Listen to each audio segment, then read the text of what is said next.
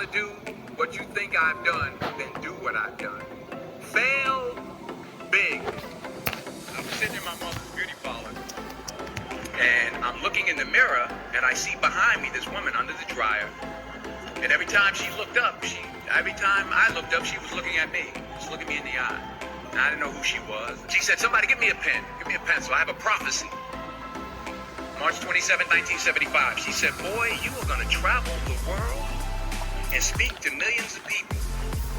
Now, mind you, I was flunked out of college. I'm thinking about joining the army. I didn't know what I was going to do, and she's telling me I'm going to travel the world. If you think you want to do what you think I've done, then do what I've done. Fail big. You only live once, so do what you feel passionate about. But remember, dreams without goals are just dreams, and they ultimately fuel disappointment. So have dreams, but have goals. Life goals, yearly goals, monthly goals, daily goals. I try to give myself a goal every day, and understand that to achieve these goals, you must apply discipline and consistency every day, not just on Tuesday and this a few days. You have to work at it every day. You have to plan every day. You've heard the saying, we don't plan to fail, we fail to plan. Hard work works. Working really hard is what successful people do. Remember, just because you're doing a lot more doesn't mean you're getting a lot more done. Don't confuse movement with progress. My mother told me, she said, "Yeah, because you can run in place all the time and never get anywhere." So continue to strive, continue to have goals, continue to progress. You'll never see a U-Haul behind a hearse. I don't care how much money you make, you can't take it with you.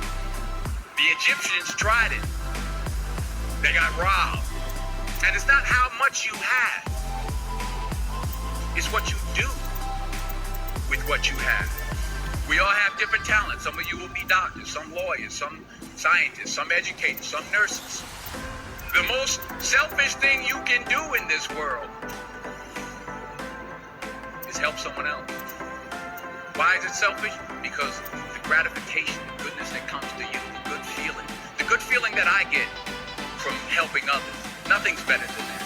Not jewelry, not the big house I have, not the cars, but it's the joy. That's where the joy is, in helping others. That's where the success is. True desire in the heart, that itch that you have, whatever it is you want to do, that thing that you want to do to help others and to grow and to make money, that desire, that itch, that's God's proof to you, sent beforehand already to indicate that it's yours.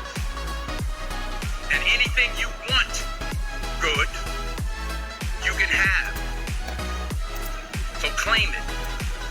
Work hard to get it. When you get it, reach back. Pull someone else up. Each one, teach one. Don't just aspire to make a living. Aspire to make a difference.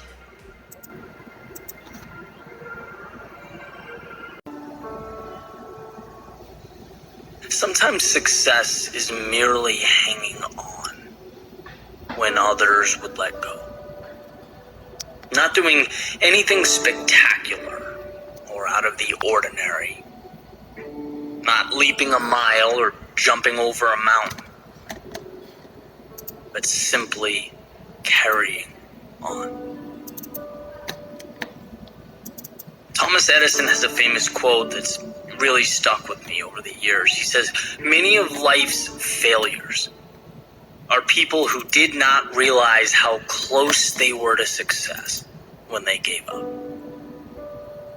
Right? How close they were to the finish line when they turned their back and said it wasn't worth it.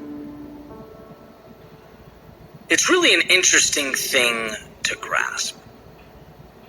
Right? Success is seeing what others can't.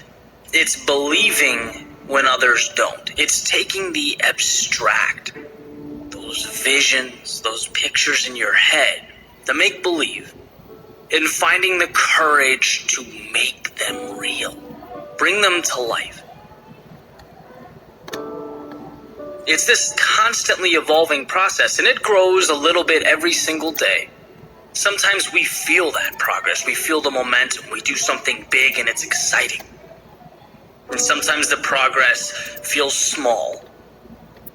And then there are times when we get knocked down and we don't see it at all. We feel like because we weren't validated that we lost, that we failed, that it wasn't enough. We forget that's part of the process, that progress is a journey. And it goes when you go, and it stops when you stop. Just like that famous Dalai Lama quote, right? The only way to fail is to quit. Period. No one ever stops because they can't. They stop because they decide to. They stop because they see that huge mountain and they think that's impossible. They forget it's only made of little rocks. They stop because they get so disheartened by the distance of the finish line that they forget it only takes a collection of little steps to get there. You don't have to leap the entire distance. You know, I've been there. Right? This is me speaking from experience. It took me years to figure it out. And even now, life is rapidly evolving. I've poured my heart into things that, let's be honest, no one cared about. I've invested in opportunities that fell apart right in front of me. And each time it felt like the end